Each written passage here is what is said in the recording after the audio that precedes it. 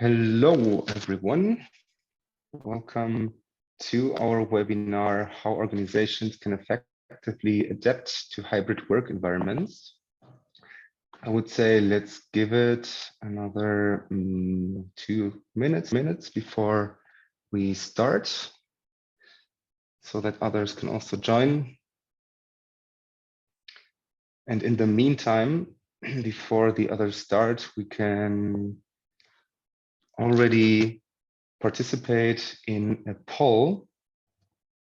And the first one is, does your organization practice a hybrid work setup, or is it planning to?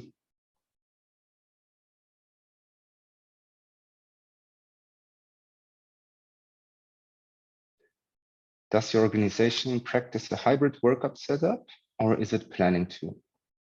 You can answer with yes or no. So far we have 4 answers already. Exactly.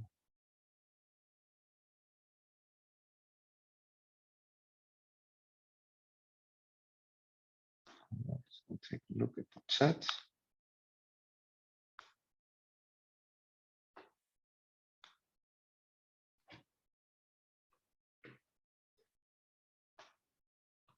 All right.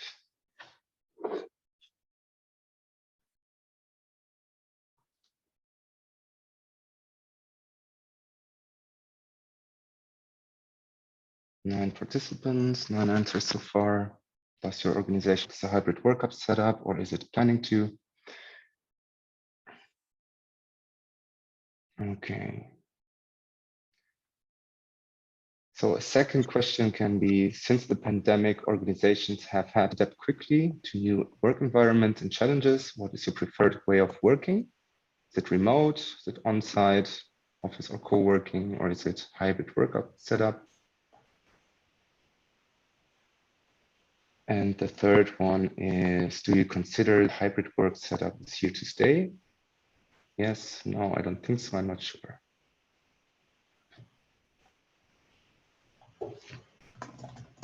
So it's 3:03.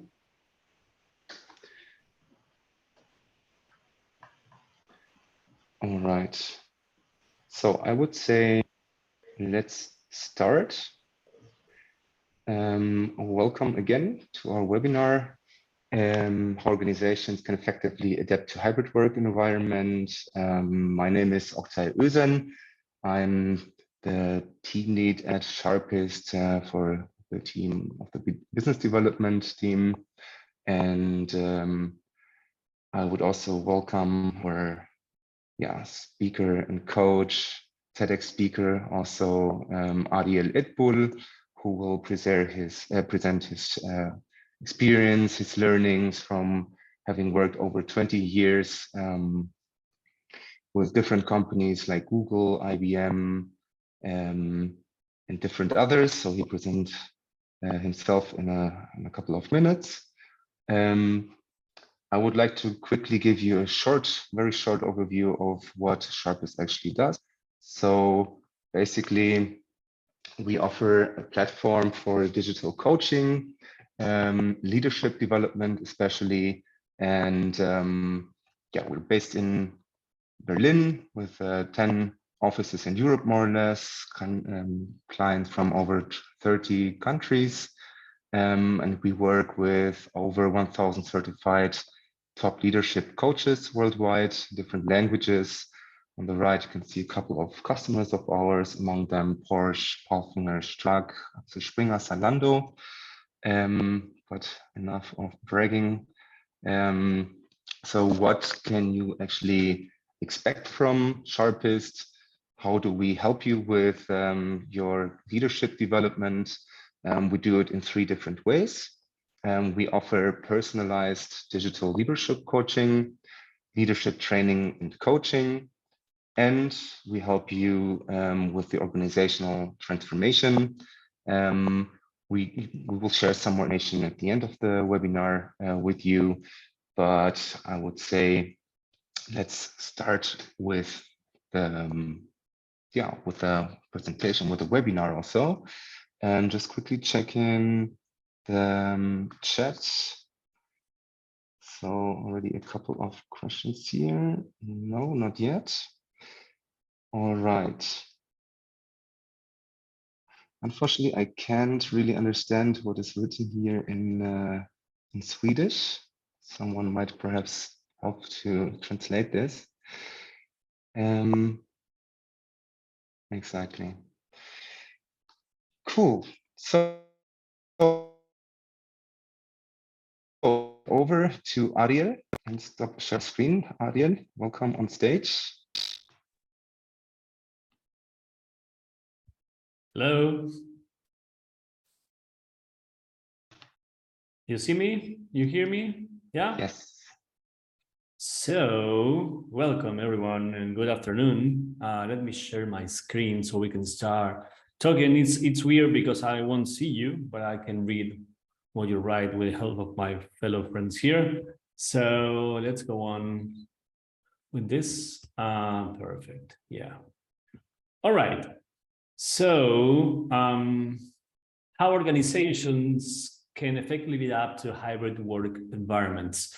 And I will say that more than adapt, probably the term that I like the most is how we can design and create new and better environments for that. 2 years ago, we went home with a lot of uncertainties, with a lot of questions, and by surprise, right? I'm pretty sure you agree with me. So we were asking ourselves, it's going to be for a couple of days, it's going to be for a week, for a couple of weeks, a month. And at the end, after 2 years, or almost 2 years, I will say we woke up in a different world. How was this different? And you can write down in the chat if you like, how is this different from the other world? My point here is it better? Is it worse? I don't know. Probably you have to wait 15, 20 years to look back and say, hey, is it better? Is it worse? I don't know. The thing is, it's different. And probably many of your strategies that used to work in the past is no longer valid in the present. It's not bringing you the results you expect. Have sense with that? Yeah.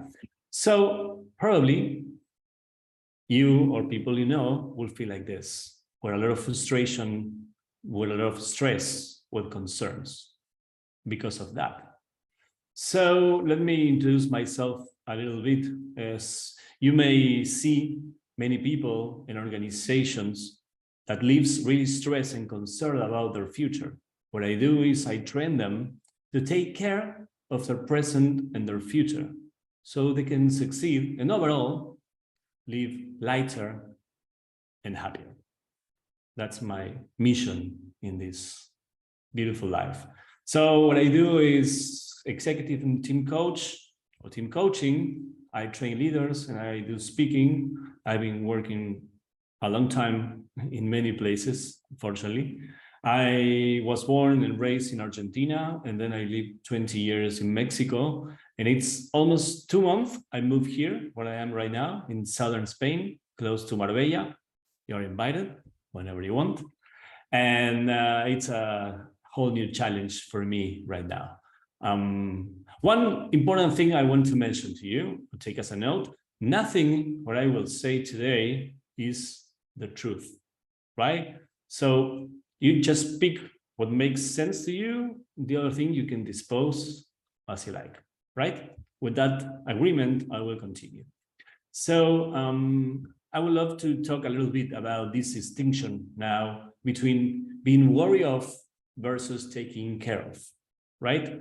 And when you're worrying of things with concerns, this is usually a conversation about the future that may occur or not, but it's always an internal conversation. You're here.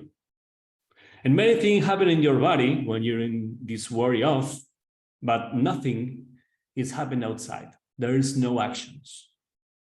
When you are worried of, there's a lot of things bringing you stress and many other feelings in you, but nothing occurs outside. There's no actions.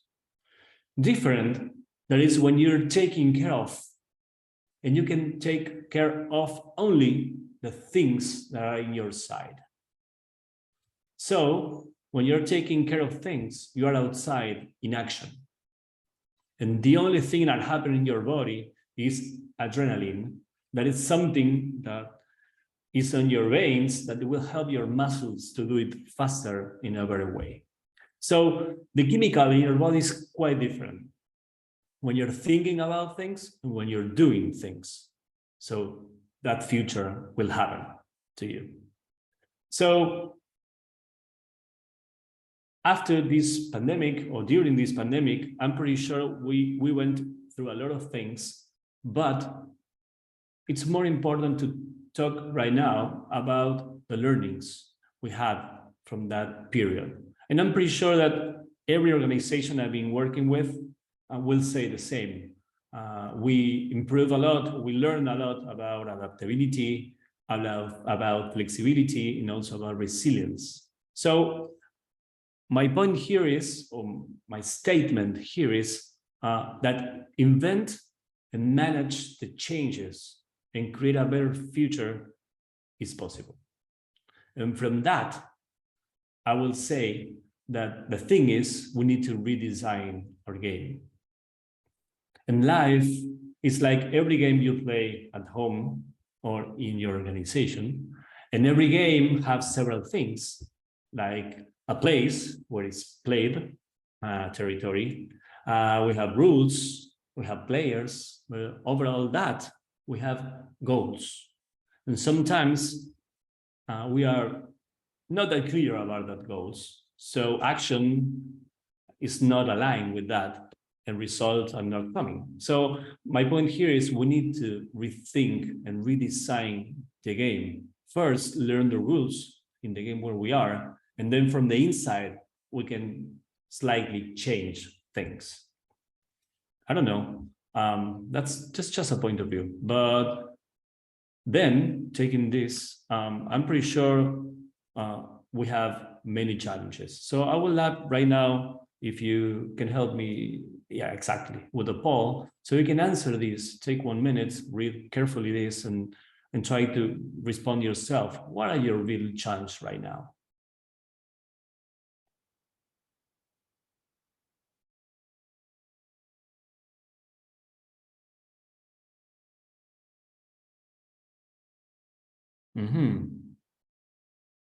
Interesting.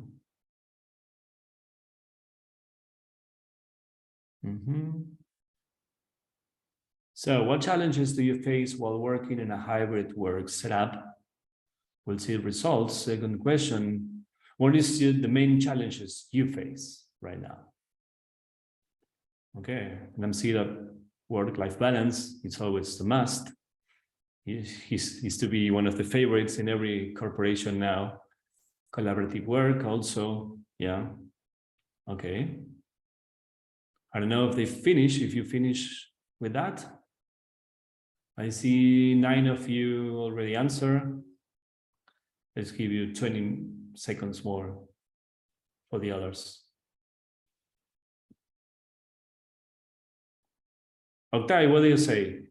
We close it or we continue with this? Let me know. I think 10 people have participated. Yeah, it's 70%.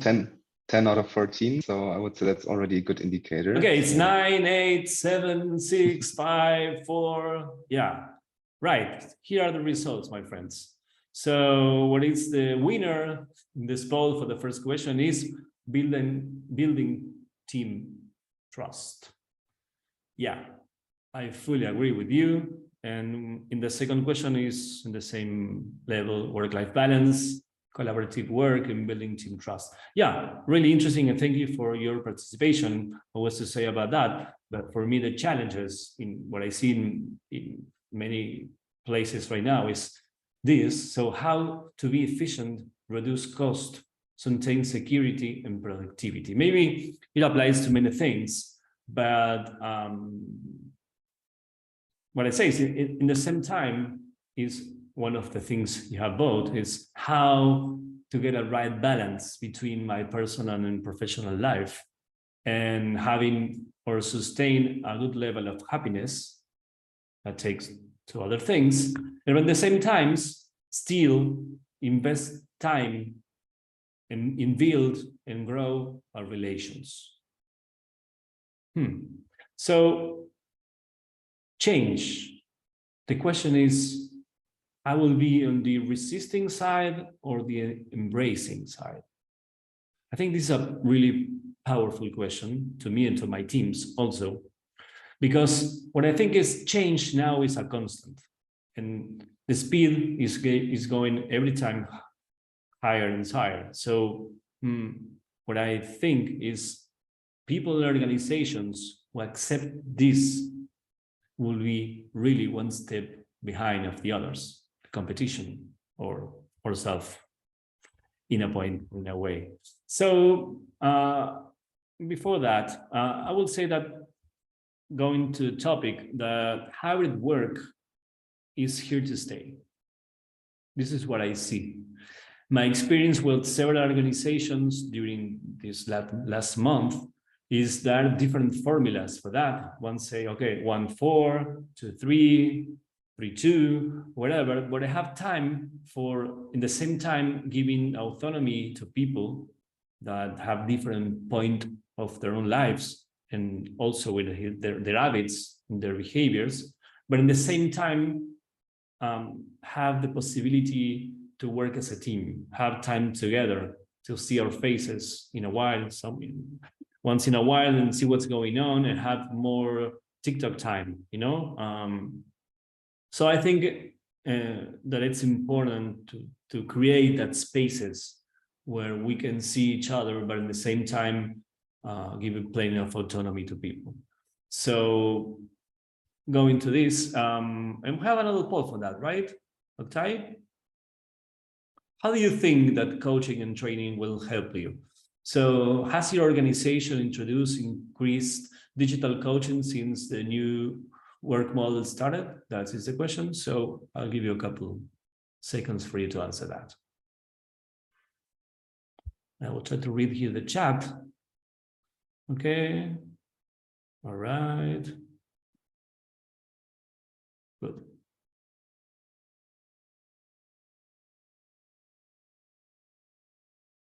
Hope you say yes, because otherwise I will have no job, nothing to do. We'll see the results in a couple seconds, 10 of 14. So I will start again with a countdown in 2 seconds. 11 of 14. Nice. Always your participation is appreciated. So, okay, I will end this. All right, and share the results with you. So we'll see that 55% say yes, 36 said not really, and nobody will be lovely. It's 9%. Interesting. Yeah.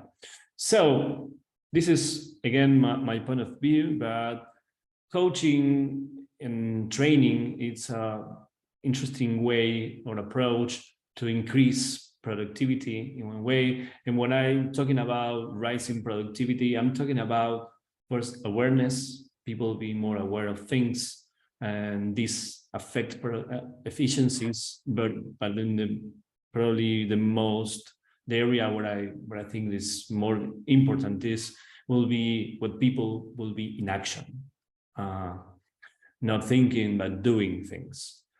Secondly is the help to create and improve work environments. And I really think that when we have aligned, committed, and motivated teams, things works quite different.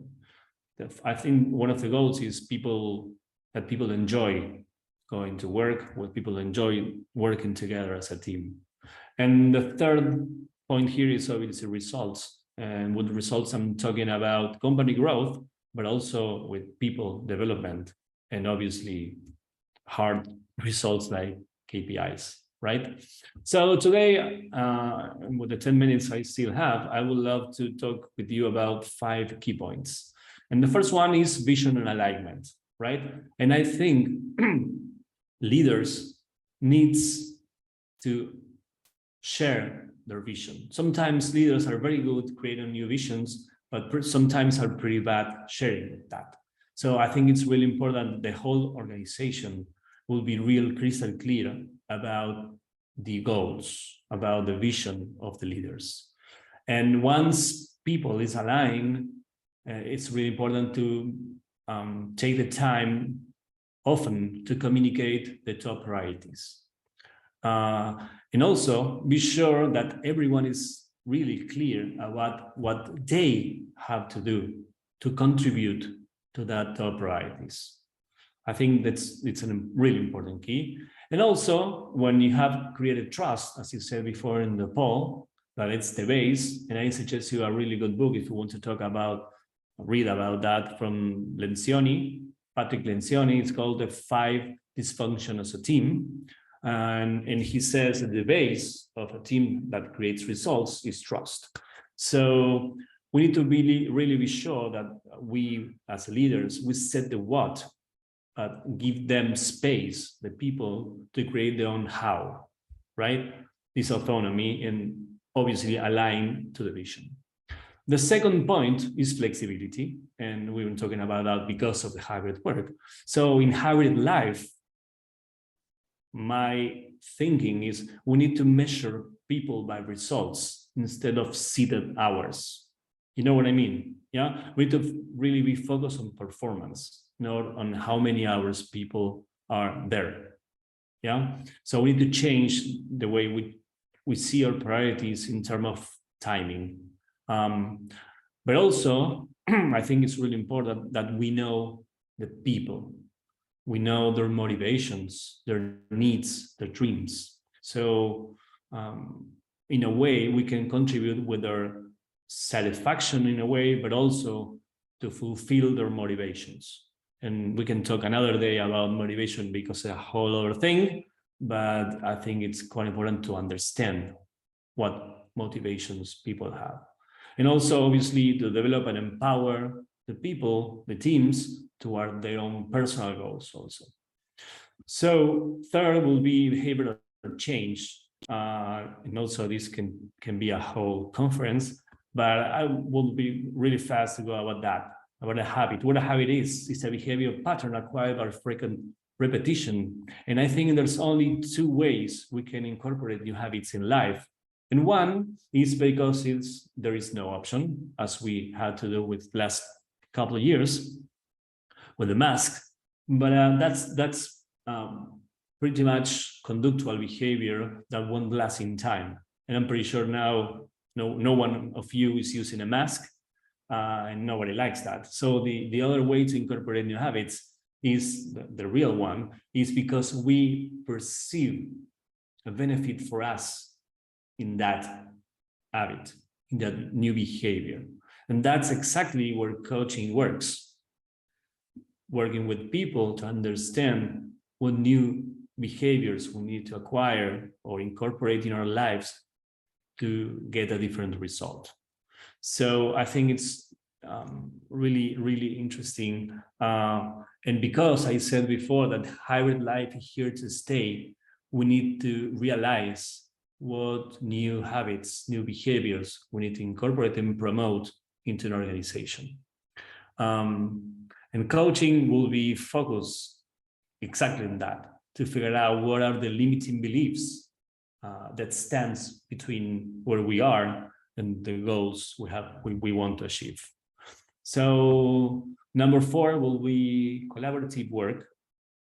And regarding that, I have to say that one of the things I found the most usual thing into the organizations is the quality of requests and promises we see in that system. So the challenge with that is to go through expectations to commitments. And this may seem like something simpler, but I will tell you that it's not. And the quality and the quantity of requests you see in that system, I think, will determine the result. That's a strong assessment, but it's how I see it. And secondly, that we as a team, we need to work on agreements on how we will do it better every day. And those agreements are things to review really often. So how to work in new agreements to do it better as a one team. And at last, and I think I'm going really good with timing today, about assertive communication. Again, it's a whole topic, but what I will say today is just a couple of things. And the first one is we need to be able to connect with our needs first. And it's a huge challenge to really see what our needs are, and then be able to express them with no aggressivity. And again, if you want to read something about that, I will recommend a book that is really good called Nonviolent Communication from Marshall Rosenberg. And it's a whole technique about this, how you can connect with your needs, your real needs, and be able to express them in a way that connect with people and fulfill your needs. Then, and that's going to be the second step of Patrick Lencioni, is the conflict management, right? We need trust to show ourselves and be with others, but then we can be really good in conflict management. Otherwise, the conflicts will be avoided. That's pretty common in Latin America, by the way. And at the end, I go again about trust and the empathic listening. It's a really important thing about in our communication in order to work together and go towards our goals. So doing a really fast conversation today before our questions, my point here is that inventing the future you want is really possible. And it's not only possible, but I think it's absolutely necessary. And coaching and training is here to help you in that journey. So I will be really happy to see your questions right now. And thank you for being here in this really short conference today. So I don't know. It's up to you now. Thank you, Ariel, for your presentation. Let's wait for some questions in the chat. And if nobody has one, I have at least one or two. Because I'm very interested in how you have worked with... that's interesting. You put the books there. Yeah, you're really efficient here. Come on. Those are really, really good books. I really recommend that. So perhaps in the meantime, while we are waiting for some more questions here from there's a question audience. here. How to handle mentoring and coaching in a hybrid work model? And how to handle mentoring and coaching? Well, I don't know how you read your name, but I think it's more or less what I said. People need a company. Part of the idea of remote work and hybrid work is some people, especially when you go into the top management or leadership, people used to feel really alone sometimes. And sometimes they don't have whom to pivotate ideas, you know? So sometimes a work of a coach will be a mirror, just in a space, create a space where people can express their feelings, their ideas, and obviously the thing that they are struggling the most. So I think it's one of the things about that. Could you possibly mention that those books are below the Sharpist leader? I don't know about that. Maybe they know anything about that, about the books. But you can buy an Amazon in Kindle format. Always probably in Get Abstract will be thanks. Probably my point of view is reading the whole book is much more interesting, but it's up to you. Yeah, we will come up with an answer afterwards. I don't know who exactly asked that question, Jay, Juan Andres. Yeah, but I would also suggest that these books are available, and if you want to read them, go ahead. Definitely worth a read. So there's no other question in the chat. I would be interested, Ariel, what are like key takeaways from the corporate companies that you have worked with when it comes to building trust across borders, right? So they are big corporates, they have teams sitting in different countries. How do they implement and create trust? First, I think we need to review what trust means. I think it's one important thing. And I see trust when people are ready. We'll see the question. Yeah, ready to show themselves as they are. When people are not afraid to show what I think, what I see, what I feel, and I think it's until that breaking point that trust start to appear. And I think in mentioning Lencioni, the role of a leader is to be the first one who opens the door, to show their vulnerability. And that's one of the things, because people mislead vulnerability with weakness. So they're quite different things. And because we are showing yourself, it's not a weakness, it's a vulnerability. And when the leader opened the door for that and say, yeah, hey, I'm a human being, things occurs to me as you, and this is what I think, and this is my personal life too. You're opening that window so the people in the team can show what they feel, what they think, and I think it's that where trust starts to emerge. When people can show that without any fear, diversity will emerge too.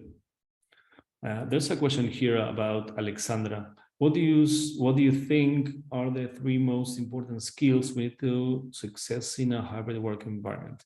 Trust, really, really important. Conflict management and assertive communication.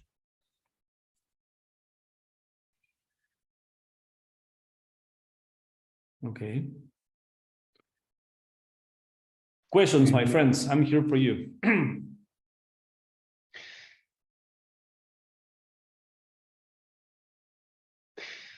One more question from my side, Ariel. Hybrid work, like according to your experience, when it comes to hybrid work in different departments, how do companies implement hybrid work, for example, for product management, for engineering, for sales, or for marketing? Because some of the work and the employees in those departments can also work remotely completely. But yeah, coming back to the topic of creating trust and opening up, and also create like a good learning and working atmosphere, how do they do it? Like, do they have a couple of days where people have to come to the office? Do they have offices in other countries? Yeah. So how do they do it? Usually it's much more complicated for some technical tasks, because of the servers and things. Probably engineering and more technical things need to be more in the office. But also I found, working with several organizations, that they find different ways to be more flexible with people, sometimes doing mornings and evenings instead of days.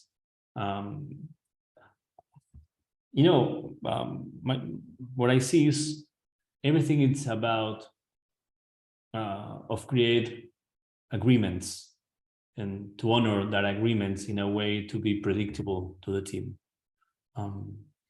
Those will be people that are happier working at home, people that are happier working at the office, but still you need to talk with people to understand. Otherwise, people will feel, hey, because I'm a technician, I can do remote work, and those feelings will start living there, and this is creating pain to the trust at the end. So I think it always is about trust and having good conversation with people, put everything on the table and talk about that, not to hide conversations.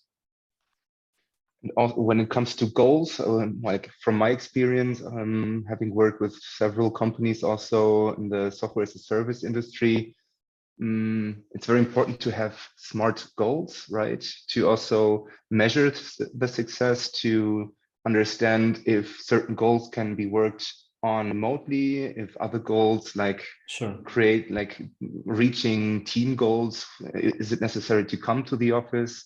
So now that we are post-pandemic, but not really post-pandemic, so it's still ongoing, and who knows how COVID is gonna continue. But many companies, as we can see, are asking their employees back to the office. What do you see is a challenge for companies when they ask their employees back to the office? Like, do you think that the majority will not come back, or will start applying at other companies, leave their companies right now so that they continue to work if there's no open communication, as you put it? I will back to the slide where I said we need to redesign the game. And the previous game was about creating some kind of results with the techniques we already knew. So now we understood and we have accepted a different way to do it. I've been doing online coaching for a long time, like 10 years. Yeah. But with that timing, people used to say, hey, are you sure digital coaching, it's okay, how it will work for me? So people have resistance for many digital behaviors, right? During the pandemic, organizations have learned that it's not a barrier for anything. And in some cases, they are saving a lot of money doing things online instead of in presence. So at the end is not only on what do you say, what do you communicate to people, but how do you communicate this with your own people? And I think each company knows or needs to know their own collaborators to understand a better strategy to do that. Doing in time, doing all together, having a hybrid scheme of 1-4, 2-3, or whatever, but finding a way to start bringing people back in a way they still feel comfortable. And as I said before, changing the way we measure people. We don't need to measure people on how many hours you are on the screen or seated in the office doing nothing, right? We need to be much more clear about working for goals, for SMART goals, as you said before. And sometimes for leaders and managers, it's not that easy to change that point of view and start redoing things. So that's why coaching is so important with leaders. I think there's a question from Alexandra here. How can you partner their own needs in a team, people needing human? I need to reread this.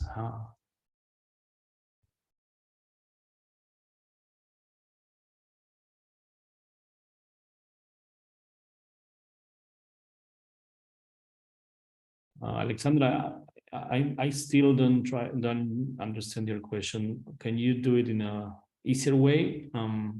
I think I can jump in here. So she asks if you are working, if you have a small team with people having different needs.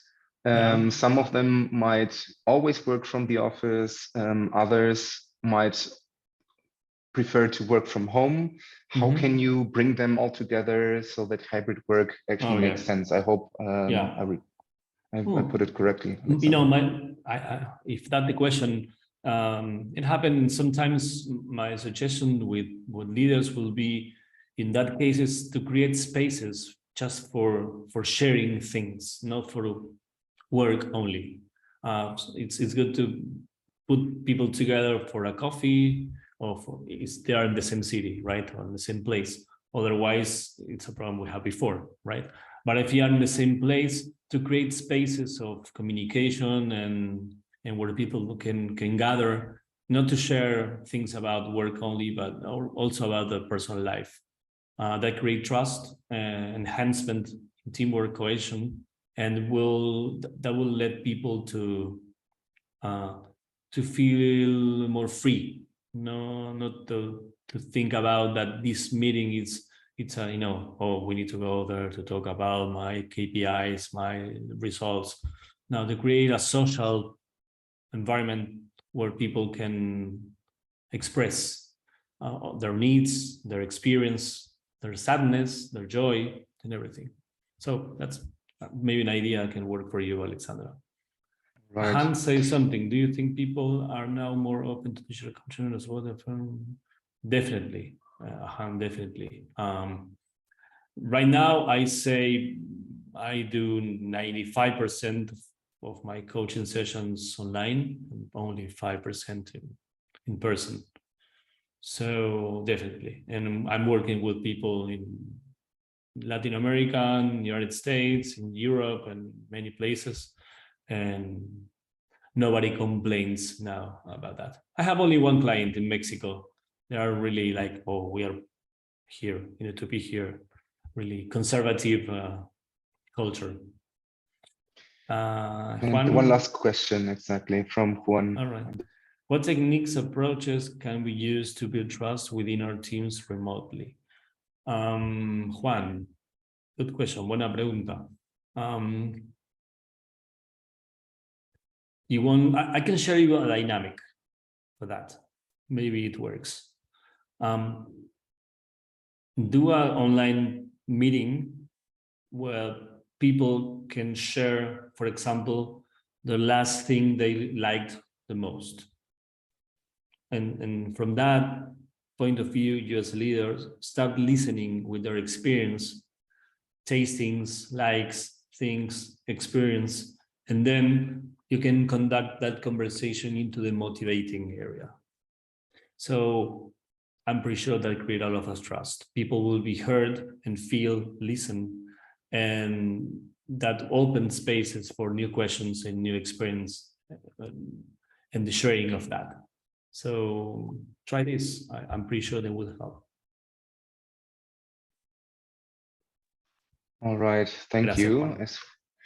As we have 2 more minutes, I would like to thank you, Ariel, and the audience for all your questions, and would like to share my screen one last time, also to show you this last slide, because as we said in the beginning, that Sharpist is based on 3 pillars. We offer digital video coaching with tailored, personalized coaching that apply to your learners and your company goals, so that it's not only work on your own goals, and it's not connected at all with the company goals. So the company would not have any benefits when working with digital coaching. Then we work with really top expert coaches like Ariel, for example, that have at least 10 years of experience. And then we also offer personalized learning content, as we have seen here in the chat now, that we work with really awesome content from Harvard University, for example, or the mentioned books on non-verbal communication. It's very personalized content and training. And we work with microtasks, for example, so that you make use of the new learnings and the new techniques, the skills and mindsets, so that you strengthen these new learnings and apply them in your everyday life, in your personal life, but also on your job. Exactly. So stopping my screen now, and we would like to invite you, of course, to talk to our team as well, to get to know you better, how you're currently making use of digital coaching. Many of you haven't started making use of coaching, digital coaching at the moment, would like to understand how you measure the success of digital coaching in your companies. Yeah, and talk about your challenges and goals as well. And would like to support you, obviously. And yeah, really looking forward to get to know you and your company. Feel free to visit our website, sharpist.com. You can talk to our team there when clicking on Book a Demo, of course. Reach out to us on LinkedIn, Ariel Edpul, Oktay Özen, or join us on LinkedIn. So thanks a lot for your attention and for your time. And to those of you who haven't been able to participate, also looking forward to your questions. And yeah, have a nice day and stay motivated and continue to grow. Thanks a lot. Thank you. Bye. Have a good evening.